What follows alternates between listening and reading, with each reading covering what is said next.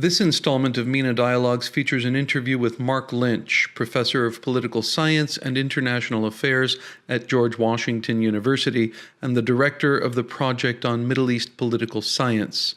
He's a contributing editor to the Washington Post's Monkey Cage blog and the editor of the Columbia University Press series, Columbia Studies in Middle East Politics. Lynch is the author of several books, including Voices of the New Arab Public, Iraq, Al Jazeera, and Middle East Politics Today, The Arab Uprising, The Unfinished Revolutions of the New Middle East, and most recently, The New Arab Wars, Uprisings and Anarchy in the Middle East. He's also the editor of the Arab Uprisings Explained. The host is Brian Edwards, Crown Professor in Middle East Studies and Director of the MENA program at Northwestern University. He's the author of Morocco Bound and After the American Century, The Ends of U.S. Culture in the Middle East. This conversation took place on January 8th, 2018 at Northwestern. Marc Lynch, thanks for joining us for our latest installment of MENA Dialogues. This is the new year, January 2018, and you've just come from a very impressive, but also in some ways depressing talk about the state of the Middle East and what you were calling whether the Middle East regional order can hold in 2018. And so, first I wanted to start off by talking about the argument that you were making. You kind of showed us in this talk three kind of key moments when, or potentially a third key moment when the Middle East regional order was put into some crisis. 1990, at the end of the Cold War, he said 2003 with the invasion of Iraq, which kind of shuffled the cards quite a bit, and potentially 2011 with the Arab or Middle East uprisings. So could you kind of just go over that for us for a moment so we can see where we are now in 2018? Yeah, so the basic argument was that 1990 ushered in this era of kind of U.S.-led primacy, where the regional order was based upon just the expectation and the reality of the U.S. being the dominant central pivot for the entire regional order. And so everyone was either allied with the United States and inside that regional order, or else they were on the outside and rogue states and under sanctions and all those sorts of things. And in 2003, when the U.S. invades Iraq, it really disrupts that regional order that we had put so much effort into trying to build. So instead of conserving a status quo that was quite favorable to us, we decided that we were going to try and really change everything, and overthrowing Saddam Hussein and bringing democracy to the Middle East and fighting this global war on terror. All of these things really brought the U.S. into the region in really fundamentally new and very direct ways. It also empowered Iran. It kind of undermined the stability of a lot of regional order. It spread sectarianism. It laid the foundations for turning jihad away from just being a terrorist organization in Al-Qaeda into a genuine mass insurgency in Iraq. And so 2003 strikes me as the moment when the regional order really dramatically changes. 2011, it could have been and might still be a moment like that. I mean, I think people are already beginning to forget how radical the change in 2011 was. Hosni Mubarak is overthrown in Egypt, a new democratically elected government headed by a man from the Muslim Brotherhood, but also the failing states and the collapse of Syria and Libya and Yemen and Iraq over the next few years. You had a lot of really potentially fundamentally transformative changes that take place.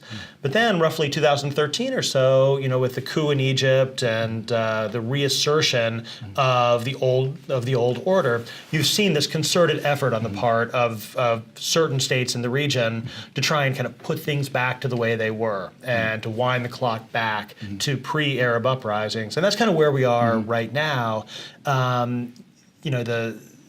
If those states succeeded in kind of undoing whatever the uprisings accomplished in 2011, it basically winds us back to the 2003 regional order. Right. And that's kind of an interesting place to compare where we are now compared to where we maybe think we are.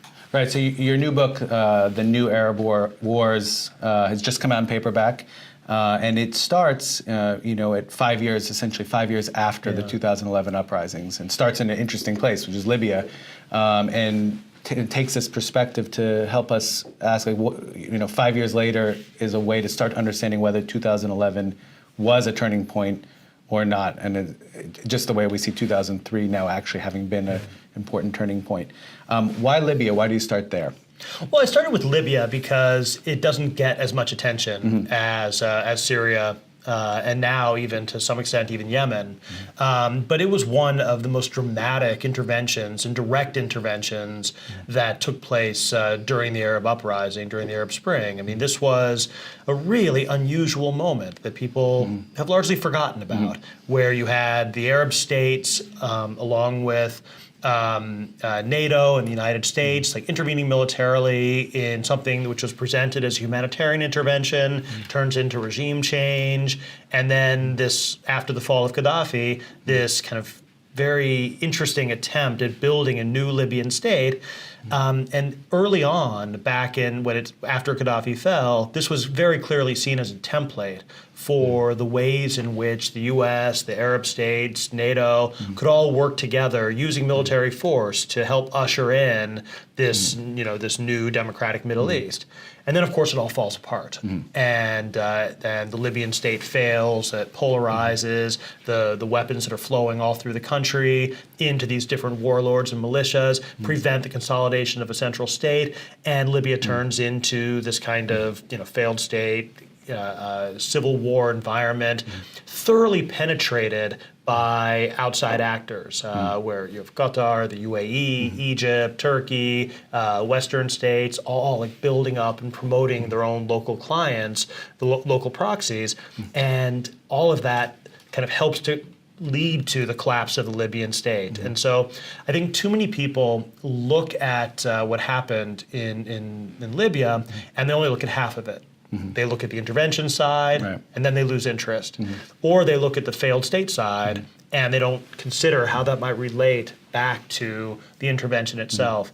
And so starting with Libya, I thought was a good way of framing some of the other really catastrophic proxy wars in the region. I think it helps us understand the debate about Syria. I think it helps us understand some of the things which happened in Yemen and why the Saudi Emirati intervention took the form that it did in 2015. And I think that more generally, what I wanted to do in the book, which I still think is an important thing, is to try and look at how all of these different conflicts and arenas relate to each other.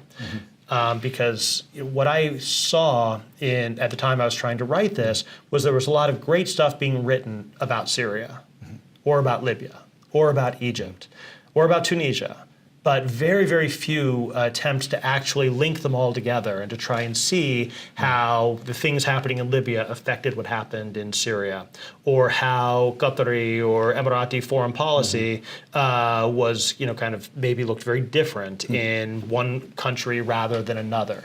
And so I was trying to get the full tapestry of what was happening to this regional order, and mostly for the worse. Now, one of the ways that that the region, interrelates to is by seeing or watching through media, various forms of media. And I want to kind of step back for a moment to your 2007 book, which is hugely influential on me personally, on many of us in the field outside, across the disciplines, Voices of a New Arab Public, in which to remind our viewers, or those who haven't read it, which I encourage you to do, you took on Al Jazeera network at the moment. And at that moment in the United States, much of the public and political discourse around Al Jazeera was simply a very simple take on Al Jazeera, that it was just a kind of mouthpiece of Al-Qaeda, or kind of a channel by which messages can be sent through code. And you did something that was very graceful but important and dramatic at the time, which is sat down and watched hundreds of hours of Al Jazeera and argued that there was something much more interesting going on that network, which you called the creation of a new Arab public through talk shows, call-in shows, and so on. Now, in looking at the Arab uprisings, let's talk a little bit about the relationship of media to the 2011 uprisings, and then how whether actors or individuals or just regular citizens watching what's happening in other countries via the media might have affected that those uprisings across the region. I mean, the rise of Al Jazeera in the 2000s, I mean, it was revolutionary because of its context. And what Al Jazeera did was, first, it really did transnationalize and regionalize public discourse and debate. And it helped to break through a lot of the information monopolies that Arab states had imposed over their own countries. But it also took local events and it framed them very much as part of a region-wide story. So, when it was covering Palestine, it covered Palestine as an issue that obviously all Arabs would care about. It did the same thing in Iraq from its very specific perspective, and many Shia and Kurds complain that it was just a Sunni Arab perspective, but that was how it was largely understood around much of the Arab world. And when they covered elections or protest movements or domestic developments, they framed it as this part of broader Arab story about human rights and democracy and challenge.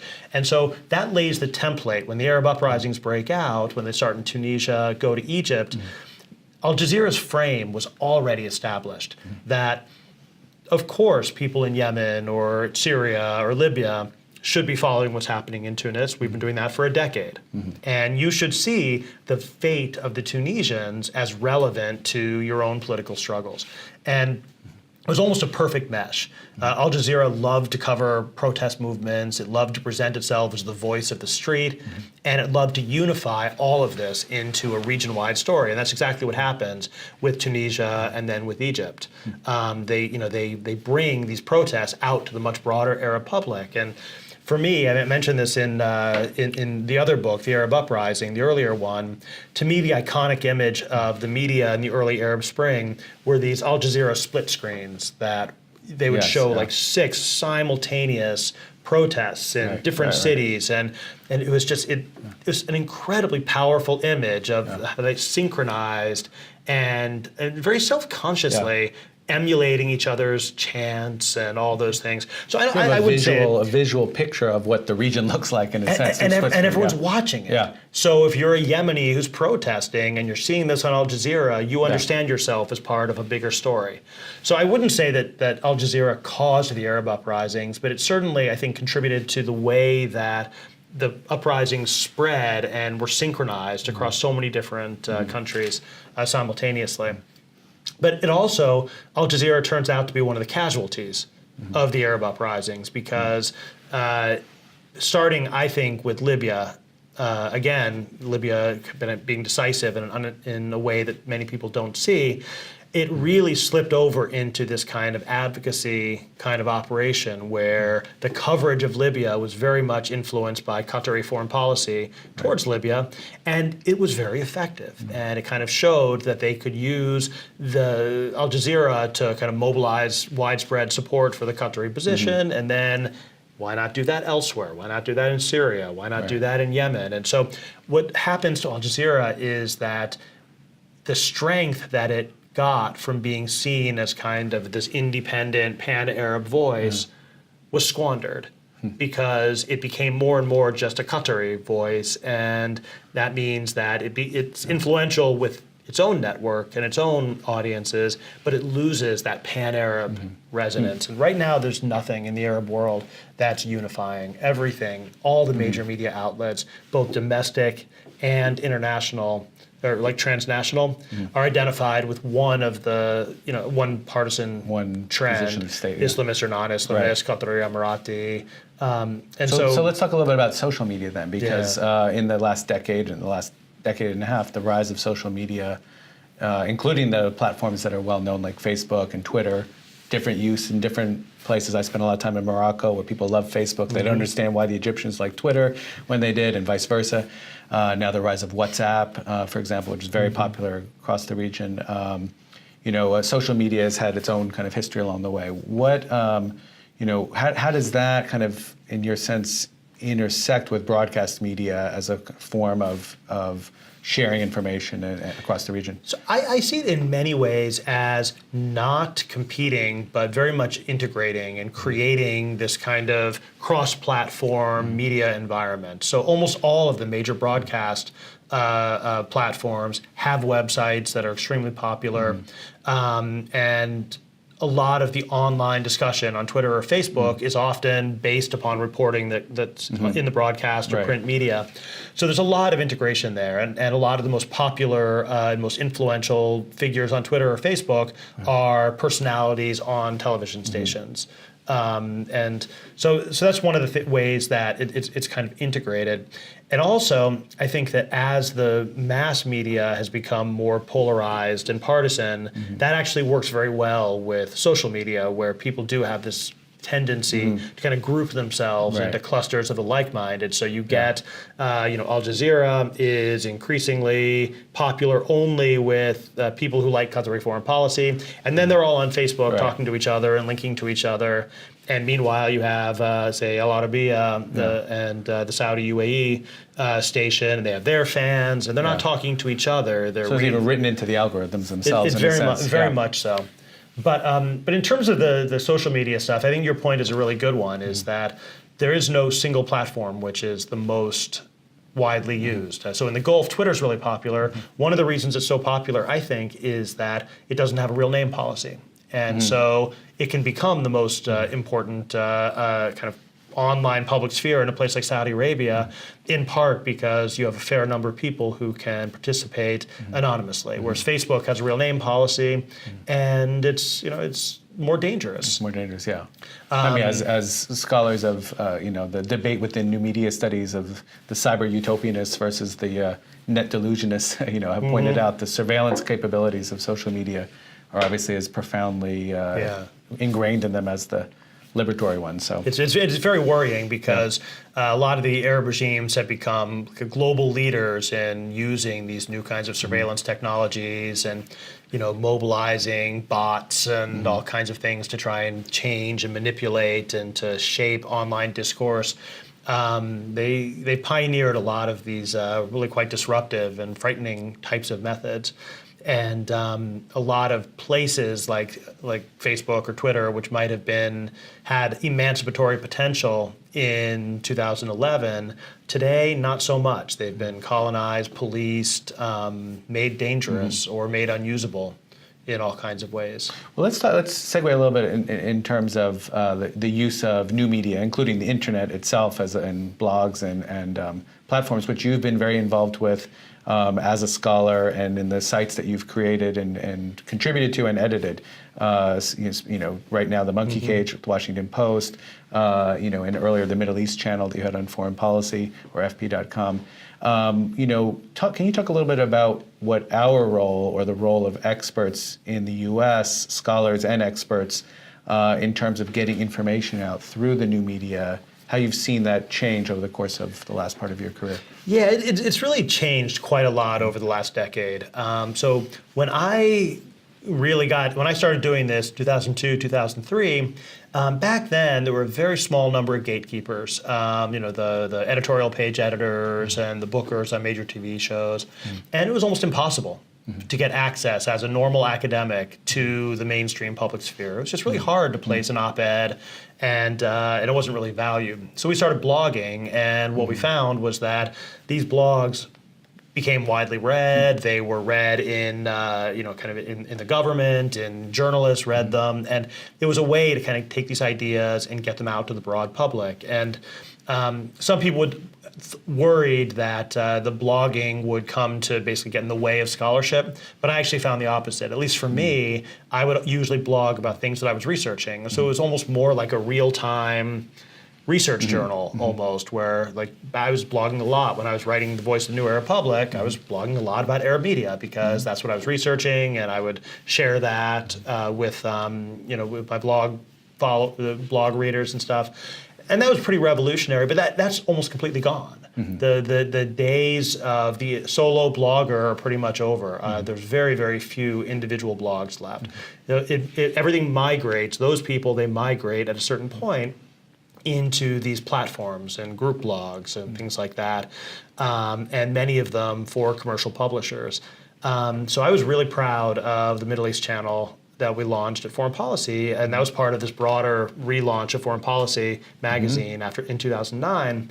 And then I thought that what we were doing then was something pretty revolutionary. We were getting a lot of scholars to like write pieces, and they were, pretty open in terms of format, but they were getting people to write not op-eds, not kind of blog posts, but actual writing on their areas of expertise and developing this ethos of sharing your knowledge, sharing your expertise, and doing so in a way that actually reaches a lot of people. And at the time, this was something really new. And then what was interesting is that everybody kind of caught up with it. And that became internalized across the entire information space. So now the stuff that we were doing, which was, I think, innovative in 2011, 2012, you find that everywhere now. Every magazine has that kind of stuff, which is great. It's been utterly normalized, and that was good, but it also kind of carries within it the seeds of its own. It's like, why do that anymore? And so when I left foreign policy, went to the monkey cage, that was very much a very self-conscious thing of trying to focus on the political scientists and the academics. In foreign policy, we published journalists, think tankers, a lot of like young, then little known stringers, or like, young 22-year-olds who were living in Jordan who happened to be there during a protest and would write about it. And we decided that everyone was doing that now. We wanted to really focus on the professional political scientists and really try and get them to write for this general audience. And that's been kind of a different thing. And I think that finding that niche and establishing it and really professionalizing it, I think it's been very effective. I really do.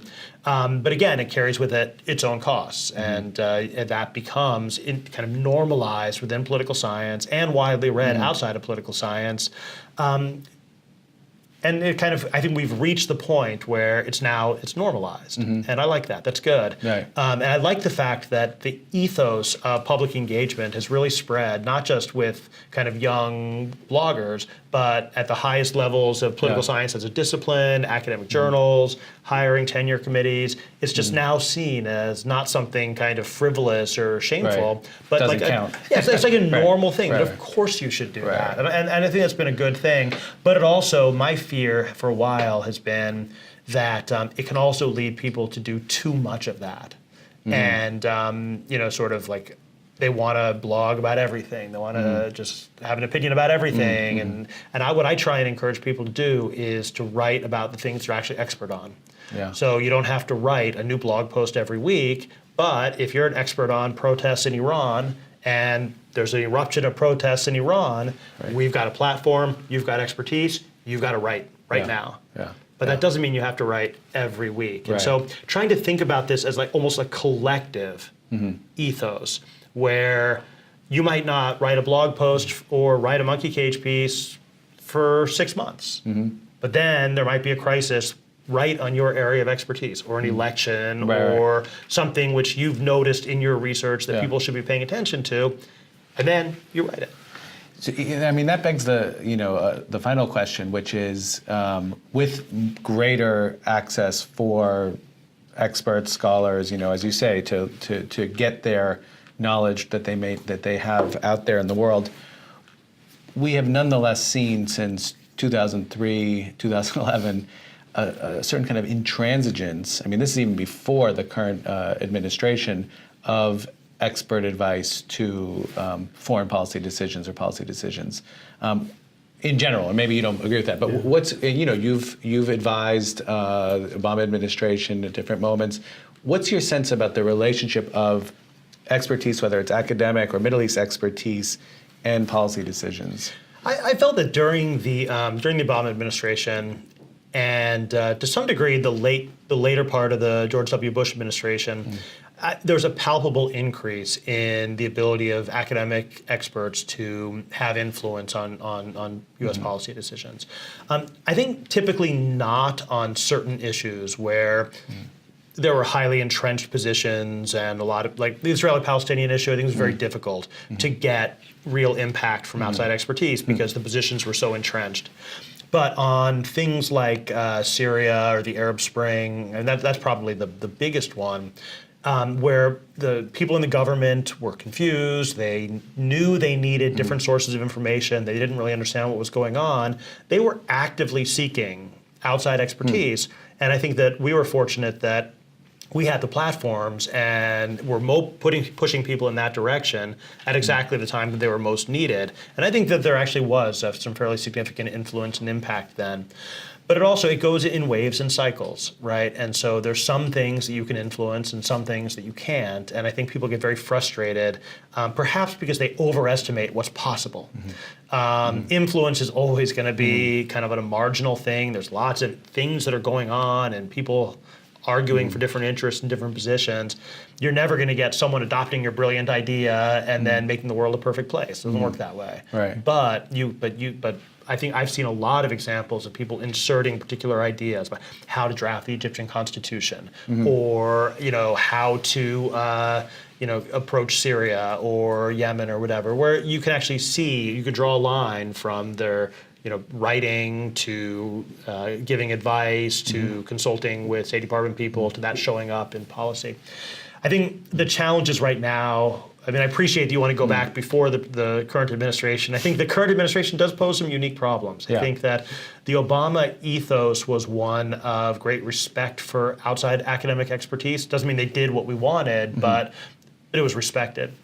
I think this administration, the Trump administration, there's like an active disdain for scholarly expertise, which makes it much more difficult to see that kind of influence. They're not interested in the kinds of analysis that academics are producing, whether it's in academic journals or it's in the monkey cage. So we're in a moment. This is an anti-expertise moment. So what thinking about that and thinking about the position that the regional order, as you mentioned before, in 2018, in some ways looks like it did 10 years ago, but then again, that was a moment of that brought change.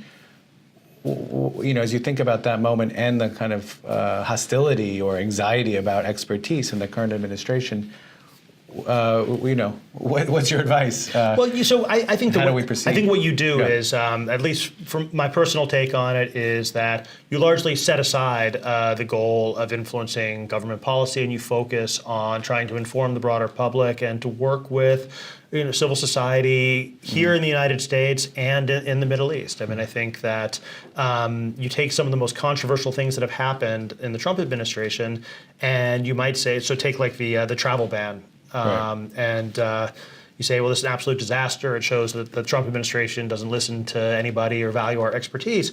But at the same time, you saw this tremendous outpouring of civil society support for immigrants and for people from those countries. You saw academics rallying and writing about it, and you saw this really quite impressive civil society mobilization. So you sort of shift the audience for whom the influence is. Exactly. You kind of focus on different audiences and you keep trying to inform and engage the general public. I think that never changes.